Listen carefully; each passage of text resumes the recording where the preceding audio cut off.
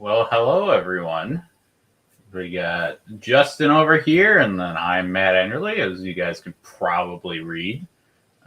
Just making sure you guys can hear us. Everything's good. Obviously, Justin hasn't said anything yet, but I think he's doing sign language today. Yeah, exactly. Yeah. Hello, everybody. Well, I guess we can give it a little bit of time for people to catch in, say hello, because we got one comment here from Woody saying "Hola," thanks y'all. Hello back to you, Suzanne saying hey, Yellow and Walker, Letty saying hi guys. Topic to struggle with, yeah. I think to trim and not to trim is a pretty good title. I'll thank Justin for that one. It was better than whatever I came up with, that's for sure. But um, it was a very valid topic. I know we've kind of talked about it in the past. I believe just like a little sprinkle here and there, but I don't think we've really focused on it.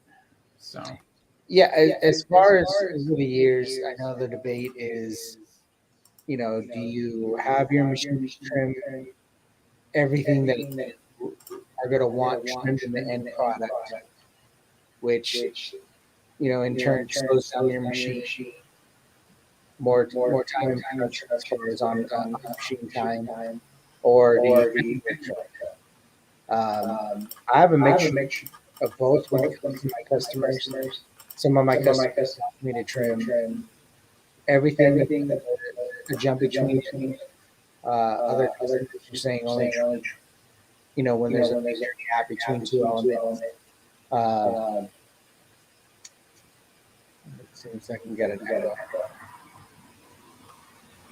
But anyways, yeah. So the original question is do you trim manually or do you trim on the machine? And I think the situation that you have as far as the machine you're working with, the number of heads you have, number of operators that you have, the design itself, the garments itself, those all come into play as far as what you decided to as far as trimming is concerned. Some people are just like everything trimmed on the machine's done. All they have to do is cut the backing when they come off. Uh, Others, they'd rather do it manually afterwards. And bigger shops, they may have some, a couple of operators to one machine, especially if they're running 12, 15 head machines. They have two operators. One might be loading and unloading, the other one might be trimming the backing and the thread. So it may work more efficient that way. So as far as that's concerned, as far as what your specific needs are, I think you need to kind of analyze what works best for you and what's more efficient for you. But I think we're going to talk more in how you can manipulate design on the design side if you are not wanting to have that machine trim, or if you don't want to have those extra trims at the end as far as manual trims. yeah, so I'm gonna pull up a couple of comments again. Frank said, "Good morning, y'all." He's gonna have to catch replay because it's super late in the UK. But hey, Frank, if you didn't already leave. A couple people said something about an echo. We'll have to look into that in the future because we want to give you guys content right now. So please just bear with it. And then I like Letty's comment here. You just have to repeat it because it is a really important thing. Especially when you're doing large bulk orders, like if I'm doing patches, which is all I do. If I have a design that's 49 trims and I'm doing 100 of them, and I can reduce it down to something like 27 trims, the amount of time that saves me, you figure 7 to 14 seconds per trim, depending on machine, times 20 trims times 100. That's a lot of time in seconds and minutes and or hours even potentially that you can save just by pathing things a little bit better. And that might be one of the things that we'll talk about. Yeah. Pathing, using the technique of dropping a stitch between elements, and even just the look of the end product is is kind of the question of if you want something trimmed, whether it's on machine and manual. The jump stitches are there. It's common in embroidery to have a jump stitch between elements that might be pretty close to together. But when you are working with really contrasting thread to garment colors, that might be more than other times where they have like similar colors as far as top thread and garment. If you're working with white thread on a black garment, a really small jump stitch might be a little bit more apparent. Some people say that's okay. I personally think if you're manually trimming something and you're really having to dig your scissors in there and try to get in between the two elements, um, that's those two elements are close enough that you don't need to trim. But again, the I guess everybody has their opinion as far as the end product and how they want it to look. If there's no jump stitches apparent, again, but we're going to be showing you some techniques to try to avoid those stitches that you can be seen, and other techniques that might be a little bit easier for you to do a manual stitch, where you're making those jump stitch areas longer, so you have that longer area to get your scissors into to manually trim them. And another really quick thing too is sometimes adding an extra trim in there is maybe a design feature. Like I got this patch here. You won't probably be able to see it with this lens very well. If I do that, you see the wrong finger. These little lines around this plane that are supposed to make it look like motion. Mm-hmm. That's just starting one, going here, and then going over. That's it. It's not like running back and forth, because I'm using the tie in and the tie out to create more like dimension to it. Yes, it added 6 trims, or 1, 2, 3, 4, 5, 6. Yeah, 6 of them to my design. But it was a design aspect I wanted. There were other places I made up for that. But because I knew it was going to do tie in, move, and do one stitch, and the other one, and tie off, it made it have more bulk. Instead of me having to tie in once, go out, and then come back, or however else I was going to do it. So I intentionally added it. And I'll show you that on your screen. I guess I can pull that up real quick because it'll make it really easy. You can see here, it's just motorcycles, I tell you. It's just a simple go in, tie in, and go out, and that's it. But all right. So where are we starting?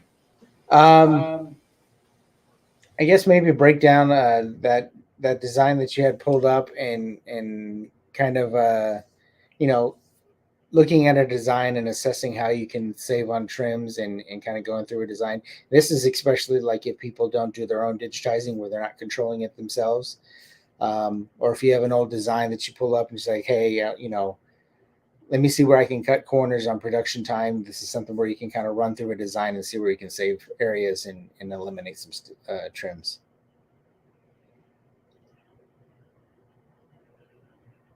You're muted still, Matt. So I got to find the design that I had, because that's not the right one, I don't think. Actually, maybe it is. But yeah, this is it. But so I'm going to bring this up. This is a design 0, and I'm probably in the thousands of this design that I've made with my machines. This is a new coloring version of it, and I completely redid it to try to optimize based off of the things that I've learned from our lives as well. Like, I'm continuously learning different tips and techniques from both Justin, Jeff, DJ, and everyone else, like Mike and Ramona, who we all have on here regularly. And, there's a couple tricks I learned, so I just completely redid it. This design, however, just straight up, going start to finish, is 24 trims. It's not bad. But when I was looking at it, there was a couple things where I noticed I could do better. Like, you might see a line in there. That's fine. Don't worry about that. However, if I go into my revision here, you can see that I got it to 19. So that's 5 less trims. It's not a whole lot, but 5 trims less for 1,000 patches. It's a lot of time saved. So what was my process to do that? Good question. So I'm going to go ahead and we're just going to disable or delete that. I'm going to close that. Let's get rid of a few of these here. And design one. All right. And we'll get rid of Cookie Monster. No. All right. So the first thing I'm going to do is if I disable the true view and I just look at the actual design, this is really scary. And this is one of the first things that I'm going to get away from.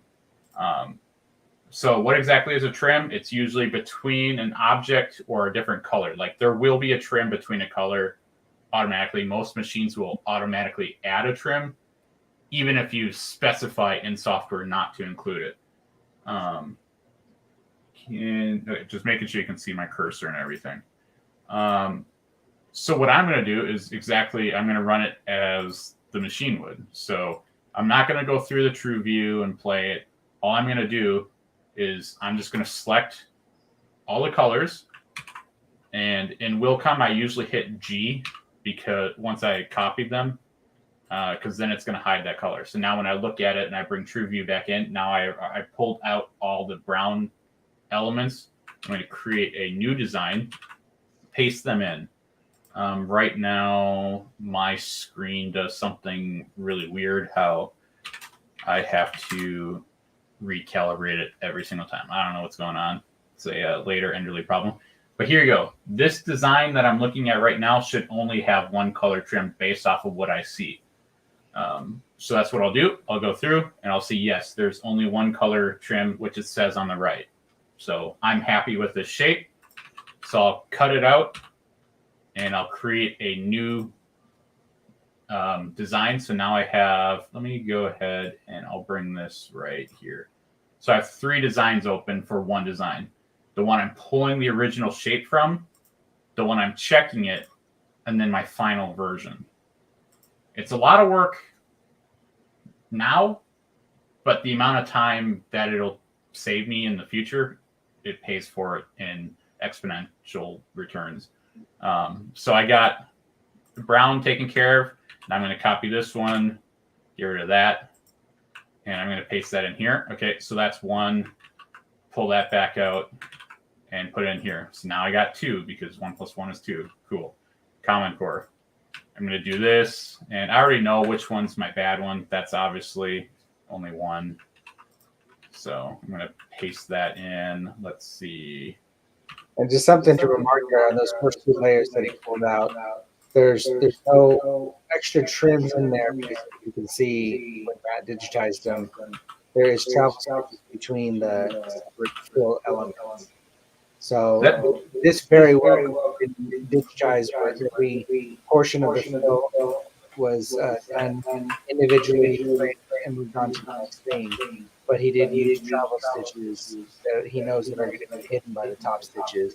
And that way that sticks down and there's no trims when it's sewing that color. Yeah, and I can actually kind of demonstrate that a bit too. If I select all my runs and now I do this, and I'm intentionally breaking it to show you trim if next. So right now this would be it's counting all the other shapes that I have, but this is there an extra? Oh yeah, there's an extra. All right, so it's 5 trims just for what's being shown right now. That obviously does not need to be the case. That's excessive. So that's where I would work on my pathing. So I can go through here. And actually, this is one of the things that's really helpful. This works in pretty much any software. So if this is all I see right now, and if I bring it into, get rid of true view. So the first stitch right here, this is just you don't even see it. It's because you have 2 completely perpendicular stitch fills. If I didn't have this zigzag right here, and I'll delete this one just so you can see it a little bit better. If I didn't have that there, there'd be a gap there. This just makes it better. It's kind of like an underlay. That's a very special underlay. there's a trim for each of those, and that's not cool. So what I do is you just go through, okay, in the reshape. So it's going to tie off or end right there. It's going to start there. So what I could do is just bring this back over and bring that up. And I'm just using shift and control shift to go backwards and forwards in shapes. So now I'm on shape 2. It's ending down here. This one starts there, but it's trimming. And I know that because there's a triangle in my software here. So what I would do is I could just tell it not to trim and just let it just run the machine over there really quick. That's fine because this is a very first shape that's going to be covered by another like 23,000 stitches anyways, so you're not going to see it.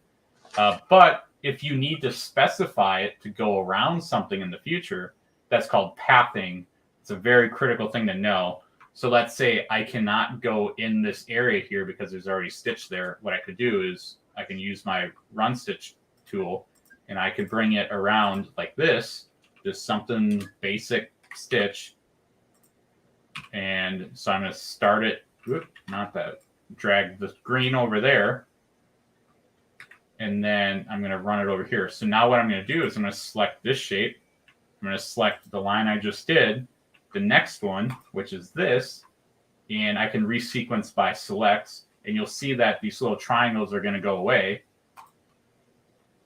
And now I have 4 trims because it's doing this satin, this tatami fill, running over, doing this tatami fill, and then trim. And then it's going to the bottom satin, this fill, and then that one. So that did that. And then I could just, run this straight down here. And so click that. I got to click this one under it somehow.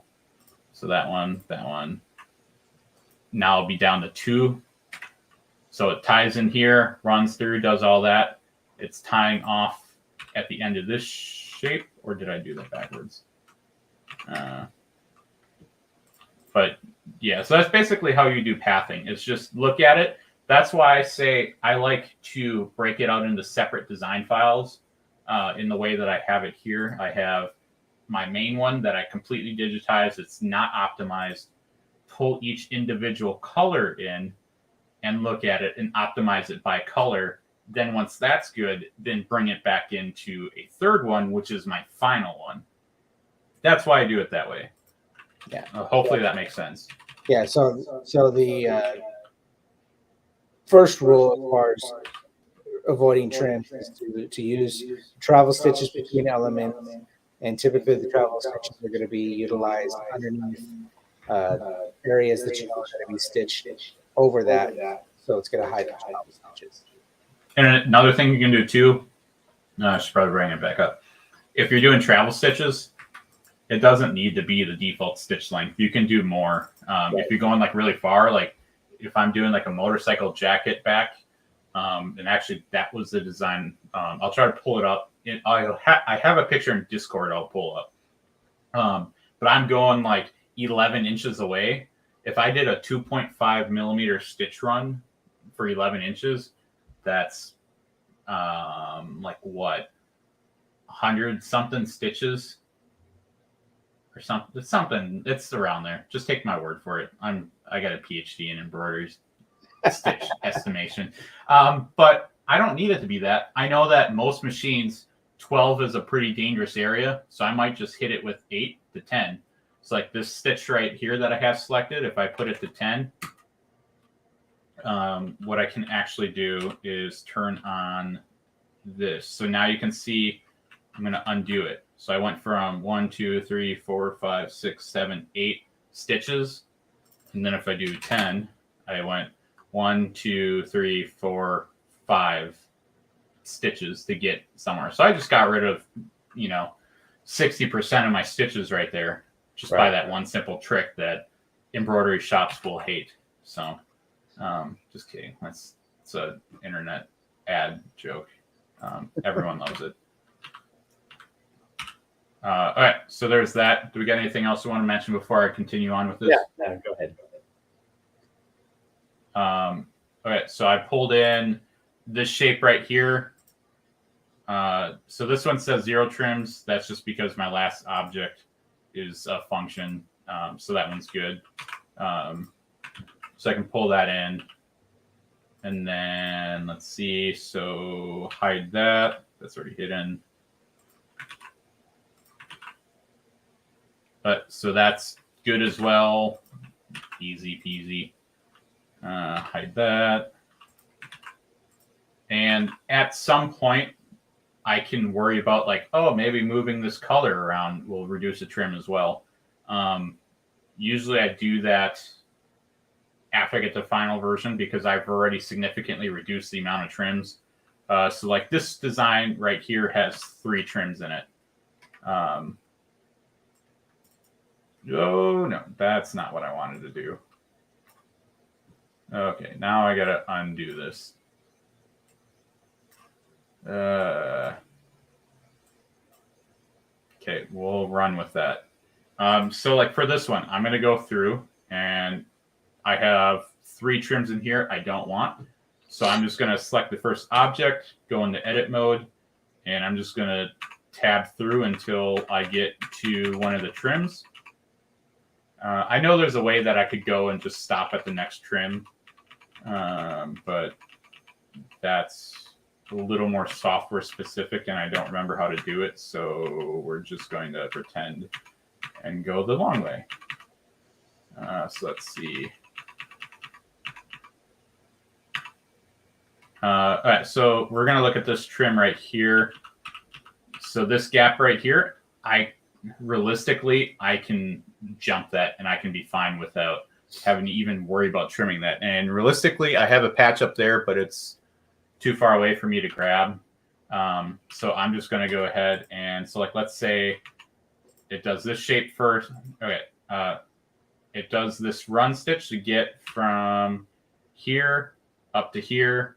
And then this starts there, ends there, and then does the next shape. So what I could just do, I mean, is just select that. And it'll do this one, then that one, and then that one. So tie off there, tie in there, and go that. And then I'm going to change the connectors. Okay, we're going to make this after object off. Okay, what is going on?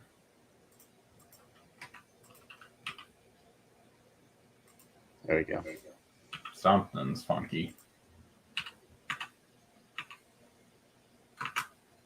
Or is that one? No?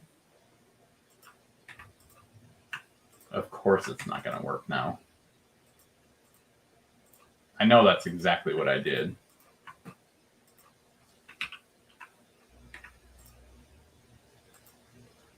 I did have a bug where I had to send my design to Jeff once, like, can you please remove this color change? And then he was able to get it and then sent it back to me. And it was like something really weird.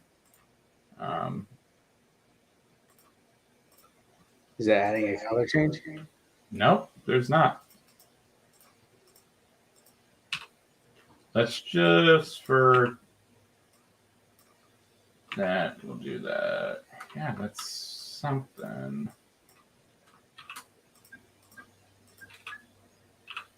All right, this is getting a little annoying.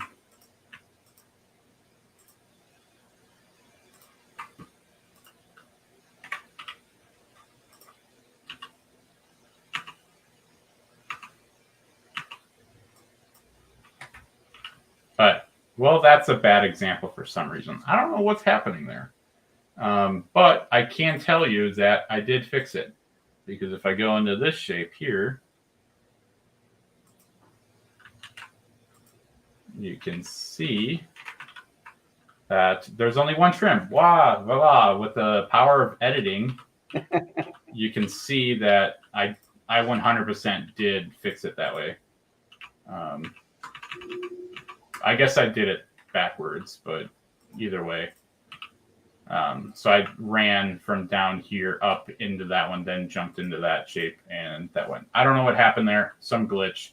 I haven't restarted my computer in probably a week. So we'll just go with gremlins in the system.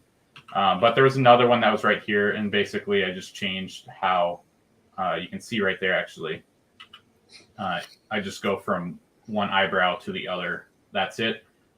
So I reduced it from 3 to 1. I'm gonna bring that in here. Go back. And a lot of times when you go back and analyze your, especially when you're looking for something specific like trims, you may catch the mistake of a start and end point not being in the right place. You know, as you're digitizing, you think you have closest point connection, but you just may have one where the end points at the other end causing a trim, and it's just a matter of adjusting where the end point is on the prior to the next. Yeah, and exactly like some software, you have to do the start and stop points as you go because it's just much easier. And in fact, I think it makes you better at your job or at digitizing when you actually think you plan ahead. Mm-hmm. I know DJ teaches a whole class on just how to digitize before you even open the digitizing software, like how to properly plan out and execute your digitizing. And it's a really effective course. I just don't practice it because I'm lazy.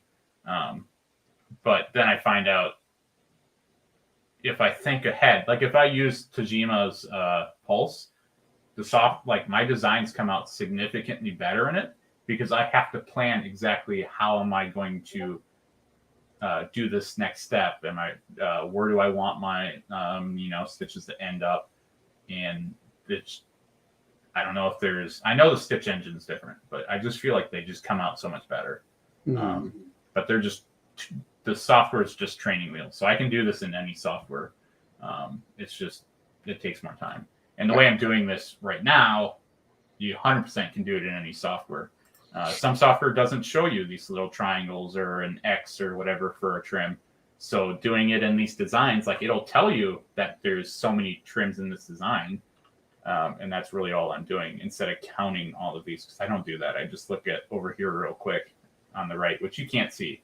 Now you can. I don't count the little triangles and the circles. I just look on the right side and check that out. So, and typically software like WooCommerce does show the function, like the trim and start points. That is a function as far as a view that you can toggle off and on. So if you call the design, you don't see those. It's just a matter of going up to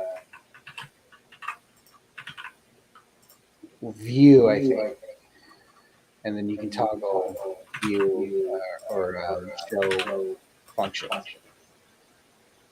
Yeah. So this is the big one. This is the one that I'm not really going to show you a whole lot, just because it took me. If you've ever done those puzzles where you're like supposed to draw like a house or something or a shape without picking up the pencil and you can't cross over your line, those are really good for digitizing practice actually. Because every time you go over that line, even if you go over exactly, like if you do a straight line and like go off at an angle and then you copy and duplicate it and you just start one end and paste it and then have it reverse, that thread is not going to be laying perfectly on it. It's going to roll off because it's physics. So you have to be aware you can't run out and then run back for a thicker line, but then you want to be back over there. You're going to have to do 3 times. It's multiples of odd numbers. So 1, 3, 5, 7, etc. Right. Sometimes you want 2 lines. Now, let me ask you this. I've noticed on your designs when I've seen you go in and analyze these trims.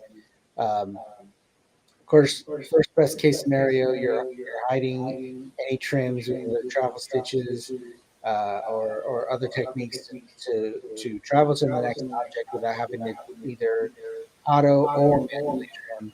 But when you are going in there knowing you want trims, you take an approach where you're trying to make that jump longer in order for the ease of a manual trim. Is that correct? Yeah. So when Jeff and I were really working together and trying to figure out like best ways to digitize patches and make it more optimized for like larger productions, like when we were really starting to get into patches. I mean, he started before me for custom patches. So he always had the leg up there. So one of the things that he like, I don't know what to call it, coined, or he gave it the moniker of calling it anchor stitches. And I actually have a style set up for anchor stitches where basically, so like, for example, I'm going to bring this back up. So this I to an N, this is not, I already redid all of this, and I'm just going to copy that in from the final one. But if I do this, you can see that it's going to do this stitch, and it's going to go to this object, not this one. That's just a pathing thing. So I'm going to fix that really quickly so that we can get back into and actually get rid of that one. Just to make this work for, and my camera just died. But I guess you don't need to see me. So let's say I didn't want this trim here. What I could do, say, and just a real quick one, Justin says manual versus automatic trim. Automatic is when the machine trims, and manual is when you go in with a little scissors after the fact and you cut it. So let's say your customer is dead set on not having this stitch right here. Of course, my cursor doesn't line up properly on stream, but I'm pointing at the F and the O in between them. So what I could do is I'm going to select all the parts of the F and group them together just to make this a little bit easier. The O is already one with that. All right. And I'm going to go and delete everything else so that we can focus on just that. So if I don't want this stitch right here and I'm going to trim it, I can tell you that this trim is going to be a pain. And the reason I know that from experience is if I go back to my main design and I copy this shape, paste it, and I'm going to put that in. You might notice how that stitch there that should be easy to trim is the exact same stitch angle as my fill.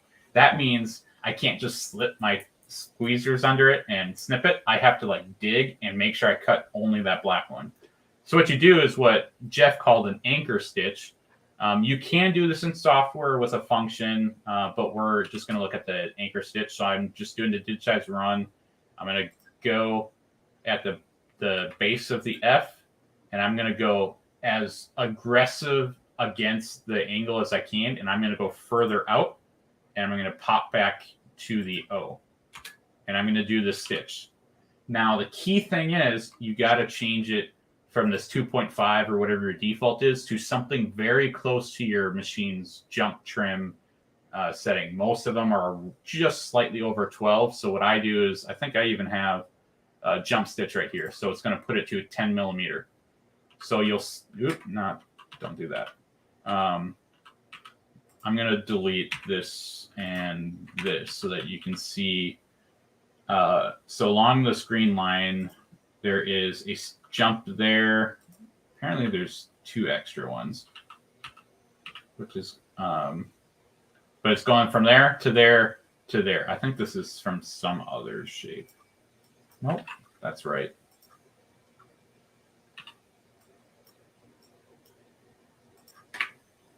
So there's only, it's going to do just, it's going to go out and then back in. So I'm going to select, go to black.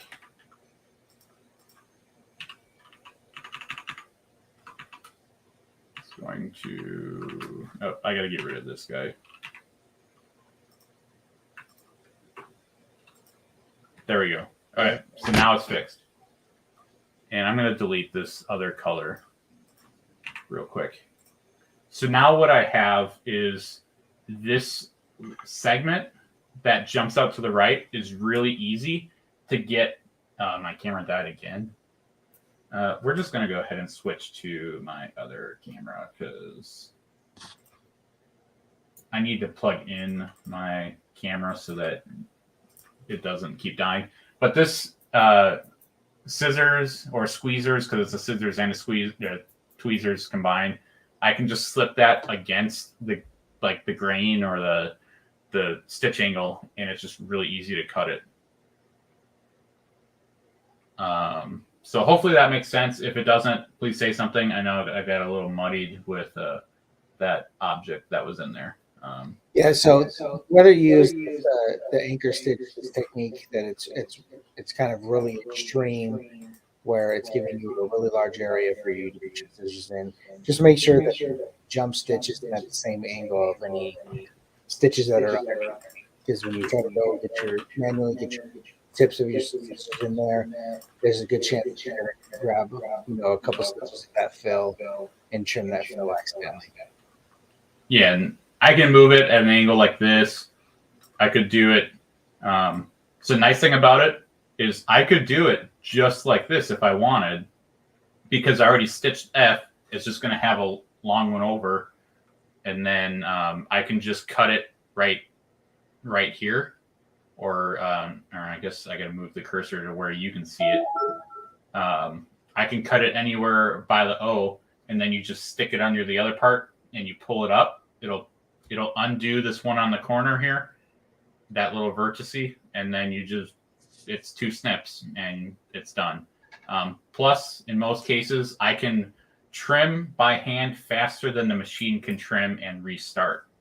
And you just want to make sure that any jump that you're purposely doing this for a longer stitch to trim manually later on, you don't want to cross over something that is going to sew on top of it. Then you're going to get to the point where that jump stitch is crossing underneath, and so now it's pitched in between, and then it 2 pieces of trim instead of just one. Yeah, and I can actually pull up a design. So this one I actually accidentally did that. So you can see this little brown object. Let me just go ahead and hide it. Nope, that's lock. There we go. But so this shape here, it jumps down to here and does that. But if you notice, this black stitch around this crumb is locking that down. Luckily, it was only an outline, so I was able to pull it out. But if it was like a satin, it would have been a pain. And it's the same color, so it's fine. I got really lucky, but that was an oversight in my planning on that. But it wasn't a big deal. If you're crossing over 2 contrasting colors, like if your first stitch is red and then you come back over and with black or white, even if you're trying to grab that trim, you're going to have the tips of that bottom thread that's going to be sticking out and being very apparent. But yeah, and let's see. So Mike Muldowney posted this comment. One cool thing about patches, you can do a travel run right outside the border of the patch, because who cares? Yeah, exactly. So in this Cookie Monster patch, I did do that. There's a couple times. This one not as much. Actually, maybe down at the bottom. Yeah, so if I get rid of this border, you can see that there's a maybe you can, but there's a black line running below this into a different spot, so that way I can prevent the trim. There's that one there on this border. This one's very easy to see. I'm doing the top and I run down to the bottom and I do the bottom khaki color, so I don't have to do a trim there. Just saves a lot of time, because just having a machine run there takes a second versus 7 seconds to do a trim. Plus, every time you trim, your design gets thicker because it has to do the little knot. Right. Yeah. Adding the stitches, even if you're traveling from one end of it to the other end of a design, adding stitches can be quicker than the machine. Revving down, trimming, rethreading, picking up the lock stitches, and revving back up the speed. And then, like Matt said, there's other elements like tie-in stitches and whatnot that's going to add to that factor. But if you are long area, just set that stitch a little bit longer, so you're not adding a ton of stitches to your ultimate stitch count. Yeah, and like before I said how you can do a tie and tie off to make it a little bit thicker. So in this shape right here, it's, what is that shape? It just looks like some Egyptian hieroglyph or something. But if you look at the artwork, you can see I didn't really line it up. I didn't really worry about that. I didn't even do this shape here. But what I did is I know that when it ties in, it's going to do a couple stitches. Exactly how many?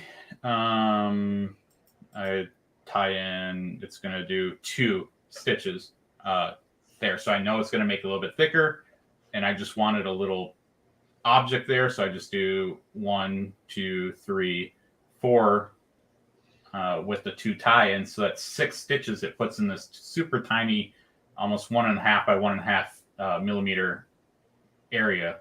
I didn't tie off. I didn't trim. I just straight up had it. Okay, that was the last one in that round. So that one did tie off and trim. Bad example. But if I did it backwards, then it would just jump to the next one, which you can see down here. So this is the first one. So it tied in there, and then it jumped up to that one. Let me do this.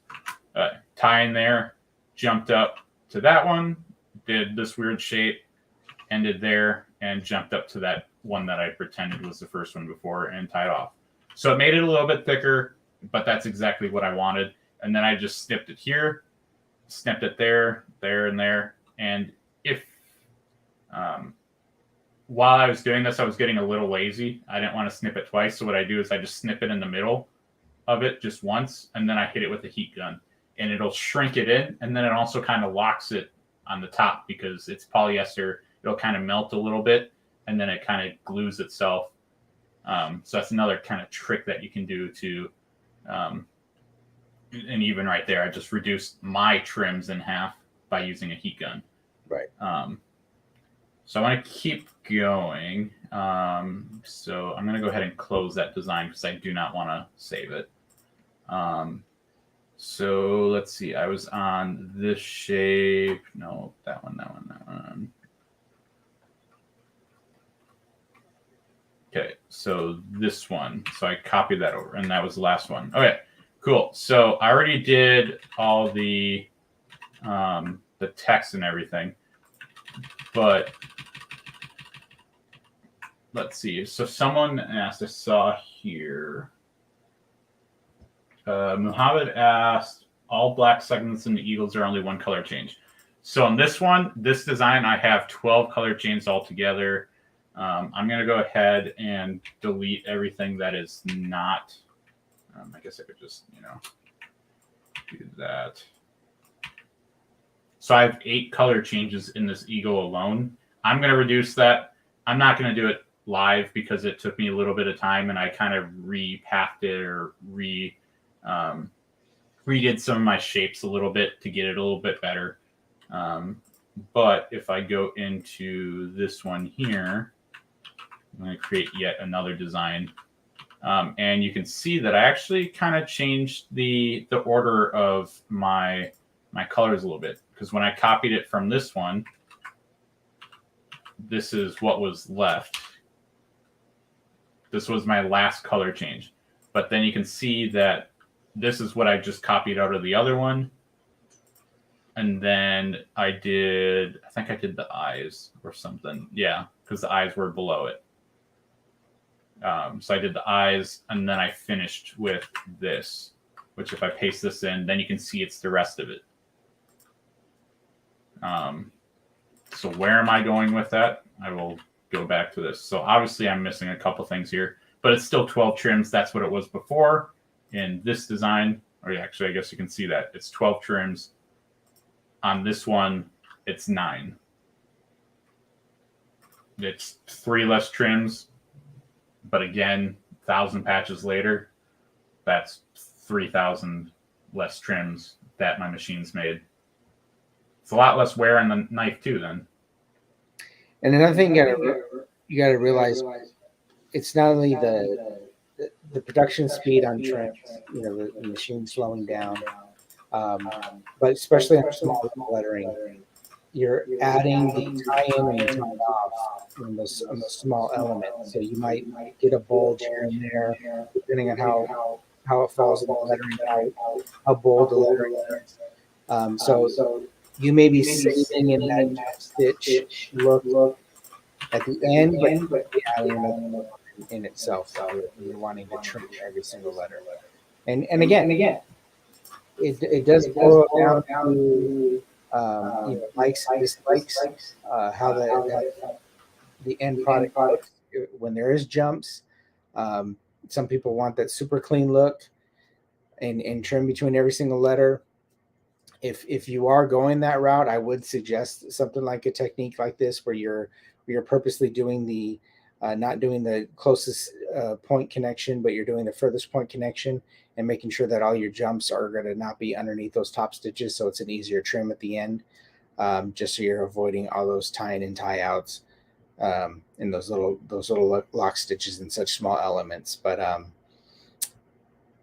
and there's times where too in production where if you have a super small stitch count and you have a really big order, and it's not on the machine running very, very long, and a lot of your production time is hooping, unhooping, taking off the machine, putting on the machine, manually trimming, that the give or take is, okay, allow the machine to trim, because it does work out in the amount of time that it takes you to hoop. If you're working on a multi-head machine, the amount of time that it takes you to hoop those 8 pieces for your next run, just allowing that machine to trim kind of gives you that timing where it's at the same time of you coming around for your next run, pulling off, adding, and then it does save you time at the end where you're not manually trimming. So there's things like that in production that you need to be aware of and think about when you're making choices like this. Yeah, and that's a very valid point, because I'll look at that too. Like, I've had a design which is up there that I did where I'm like, oh yeah, I'll save a ton of trims by just manually doing it, and I was spending a couple minutes each patch trimming this, and I was like, why did I do this? This was a bad idea. So I have kind of like a soft number of how many I'll do, and that's when I look at it and I'm like, there's way too many of these. I'm just gonna let the machine do it. Mm-hmm. And then there's some designs where they'll want it to trim every shape. So like I was doing the name patches. So I'm going to bring this one up. This patch here, this is connections every letter, no trims in between the letters. That's what I'm looking for. Another business, they wanted the trims on every letter because they didn't want to see it. So I had to do that. That's a lot of trims, especially for text. So you have 1, 2, 3, 4, 5, 6, 7, 8, 9, 10, 11, 12, 13, 14, 15, 16, 17, 18, 19, 20 trims just in the text there. Mm-hmm. That adds an enormous amount of time when you're doing like 48 different name patches like this. And then some people have really long names. That's ridiculous.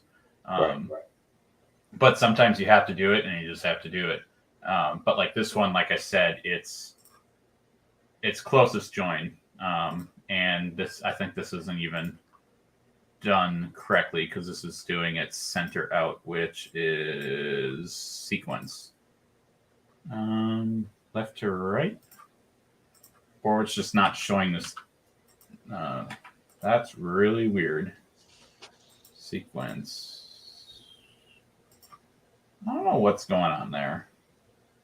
And within the especially when it comes to stock lettering, if you're using a stock lettering in the system that you have, there is set in between characters, you could say, to trim either every letter at a certain distance. As far as the distance to each letter, those are settings actually just kind of grab and set within the whole set of text, and it's not a matter of a digitizing as far as path or as far as manipulating your trims or it's an option. You say, all right, I want my text. I want my trim between each letter, or I don't want it unless it's a X length of change. And typically, when you want it between each letter, between each word, but not each letter. If you set it to say 2 millimeters, it's not going to trim between the letters in a layout like this, but it will trim between the words because there's typically a longer or a bigger gap between the words of 2 millimeters. So it's going to force that trim there. So, and the nature of embroidery, having that thread down and traveling through the design, I think closest join is very used quite a bit, and it's an acceptable technique. But there are people out there that don't like that jump stitch, no matter how small it is. You're muted, Matt. I did notice whenever I mute myself, you come across clear for some reason. So I don't know if maybe we got to email StreamYard or something, because I don't think you're picking it up through my speakers. But maybe it's something I got to look into off the air. Yeah. But either way, I'm going to bring up these couple examples here. Probably could zoom in a little bit. So this was a patch I did for another nerd. There's a difference between the left and the right, and man, is that quality really bad in the picture. The left is what I was given, and the right is what I optimized. So what I have here in my notes, the left one is 88 trims and 12 color changes and 73,000 stitches. There was a lot. And when I was running a couple dozen or whatever of them, that's a lot of time. So I spent maybe 20 minutes optimizing it just a little bit. I got it to 28 trims, 11 color changes. So minus one color change, minus 60 trims. Wow. And I saved, what is it? Like 6.5 thousand stitches. Just by my little slight optimizations, and it just made it much more pleasant to run. And I think there's a couple, I can't really zoom in very well, but there's a couple like really, really stupid, easy trims to do with one of these little squeezers. So I think it's a total of like 9 trims I think I do manually on each of these, which for something this big, that's nothing. And there's a lot of like tiny little jumps that are visible, but I put them in a certain spot so that they add to the design. They don't stick out and like, what is that? And this is a good case where, even if you're running it on your forehead, you have 4 of them running. It's a long enough run that trimming those last 4 that just came off the machine. Exactly. It's going to be no time compared to what your next run time's going to be. Here's another design I did. Let me scroll, find this. So the only difference between this, which if I told you had to find a difference, you probably couldn't notice anything because there's nothing really visible. But the difference is 20 trims between the left and the right one. And that just comes with optimization. So again, I just digitized it, got it over with, and then I go through and I optimize it. But if you pay like someone $5 to digitize this design on Fiverr or in the email or something really cheap like that, you're probably going to get the left one, which is going to have 20 extra trims. And that's paying me $5. That's a good point. Those, the cheap digitizing out there, I think the approach is just get it done. They're trying to make it look like your artwork as close as possible, but that extra effort and that extra time that they put in to make sure that things are optimized and make sure that production friendly aren't there. These are things that when you're digitizing or even telling the digitizer, I want to have everything change. I want to trim manually afterwards, but make sure that my jumps are a good length. You get with your digitizer like me, I'm going to know how you want your designs. I'm going to know what approach I'm going to take, and I'm going to have that idea throughout. So as I'm pathing, as I'm, making sure what colors are going where, and if I have to break up colors for registration issues on hats, I can make sure that at least the trims are going to be down to a minimum, and your production is going to be the most efficient possible. Yeah, so we're getting really close to our hour, but I want to cover another design and another little subtopic real quick. But yeah, like Justin was saying, you're getting what you pay for. Like, if someone paid me $5, you would have got the left one. If you paid me more than that, you may have gotten the right side. But 20 trims, if you don't know any better, you don't know any better. So you're not going to know that that's a big difference in quality and whatever. And I will admit, in the act of research and development, I have paid a company overseas who does hundreds of thousands of patches a year. I think it was like $300 or something I ordered of patches that I'm just going to throw away whenever I get them, because the colors aren't going to be right. But I was able to get the design out of it. So from that, I can learn how they are optimizing for their production speeds in order to compensate for that. Because, I mean, if they're running hundreds and thousands of patches a year, production optimization is going to be like their main thing. Oh, yeah. They don't want to deal with trims on the machine. They actually, most of the designs, they don't have that many machine trims because it's cheaper, to hire someone to, But that's their in-house digitizer, since that's all they do is patches. That's probably number one on their priority when they're approaching any design. They're breaking it down. They're going to say, okay, how can I path this, and how can I digitize this in a way where it's going to be the fastest possible on our machines? Since we're running, 2,000 patches of this design, they want it to run as fast as possible so it could get out the doors as fast as possible. And that optimized design is going to help them along the way. Yeah, and like I said, that design that I paid hundreds of dollars for, and I only wanted the ENB file, and I told them, like, in an email, can I just pay this much money for the ENB file? And they said no. So that's why I just bought a couple hundred patches and pretty much throwing them away, because the colors that they use don't match with what my clients are going to get when I make it. Right. But either way, that was something I was willing to do, and that's just part of research and development, I guess. But yeah, so there's that design, and I have one more to pull up. This one, let me find my notes again for this one.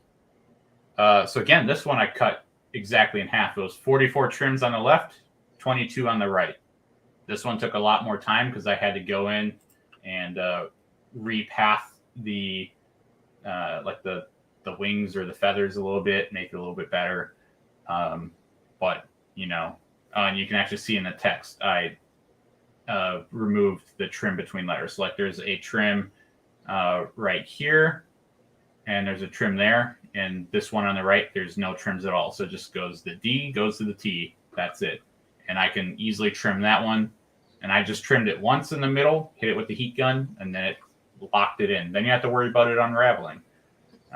So it was kind of a plus there. And then same at the bottom. Well, that one was there before. But yeah, realistically, you only see one trim. And in fact, I think when I did this, I even did an additional trim, or I removed a trim. Okay, can I even scroll to the right? Right here, I went, because you write Rogue Siren. Well, I went Rogue at the end of the E, I went N, and then I worked backwards. So I only had R and S were trims. Made it, that's one there. So. Awesome. Other than that, does anyone else have any questions and comments? Kind of scroll through them a little bit. I guess we got this one here from Moldo. The squeezer is a weapon of his choice at all times. Yeah, I have on my Tajima back there, I have one of these on it. I need to find where I bought this one from. I thought it was a Gunnelled one, so I ordered a bunch more, and they're slightly different angle, and I don't like them. So this is my special one. I would cry if I lose it. And then an additional thing of note is tougher threads, like metallic thread. Yeah, you might have problems cutting it, especially depending on if it's like because there's like different types of metallic thread too. You get ones where it's like a foil around it. That's the only one that I know, but trust me, there's a lot more than that. I'm sure Jeff has like every single kind there is. Oh, I'm sure. Let's see. I think that's about all we got here. Yeah, I think you showed some really cool techniques, especially if you are trying to avoid those auto trims, but you want elements to be trimmed or easily trimmed after production. But like I said, I think every design and every situation, as far as if you have a single head and you have a 10,000 stitch design, and you're only having to worry about hooping one garment for your next run, or hooping, 2 or 3, depending on how many hoops you have ahead of time, that's going to give you ample time in between each run to manually trim things. So of course you don't want your machine doing it. You're running a 2,000 stitch logo on an 8 head, and you have 1,000 pieces to do, and it's running faster than you can keep up hooping and trimming and everything else. Yeah, have your machine do the automatic trimming, saves you some time on the back end. So you're going to have your likes and dislikes as far as a generality of your designs on how you want things trimmed and how things look. But I think production wise, you're going to have differences in instances depending on the design and the amount of heads and whatnot, all the factors involved. So cool. Well, I don't have anything else. So, and of course, we just had one come in as it was about to close, and I'll be nice. I'll pull it up. So Bill says, as far as locked stitch type, what's the least noticeable before trim and the best place to have it lock? And we're going to turn that one over to, Justin, because I don't ever change that, because I always forget that's even an option. I know Jeff plays with it a lot, but luckily we have... I think the default one is like a star. Oops. It's hard to draw on camera. Where it actually locks in with a couple stitches that are kind of randomly placed. That's going to, on smaller elements, that's going to add a nice bulge to the side or whatever end that you put it on. I opt to the one that does just the inline, where it just does a couple of stitches back and forth at the end, where it just kind of runs in line back and forth. Typically, I try to find spots that aren't, if at all possible, that aren't at the ends of small elements. So like you have something like a T. I would pick like something in here where it's a little bit less conspicuous, that if there is any type of bulge in this area, you're not going to see it as much where those two satins intersect. It's not going to be at an end where it's kind of more apparent. But again, it really depends on the situation, the size of the element, the color that you're using, the garment you're using sometimes has an element in it. Trying to find the least conspicuous area. If you are noticing that a letter has a big bulge at the bottom left or the bottom right or whatever it may be, you want to look at your lock stitch type. I know there's a lot of digitizers out there that manually stitch their lock stitches, or manually digitize their lock stitches to avoid the computer creating how many stitches and whatnot. But yeah, where two items kind of meet and not having it at the very end of an exposed satin is typically where I want to have that lock stitch. You're muted. I realize that. I think that was a good question. So tied right into the thing. So I think it's pun time. So I think we're gonna trim this live right here. Yeah, that was really bad. I'll go punish myself later. But I think on behalf of the Embroidery Nerds, I'd like to say thanks for watching. Don't forget to go to our description below whenever. I think we probably have to fill it out, but if you go to https://embnerd.com/links, or no, I screwed that up. You know what? Let me just put it in, since I gotta correct it now.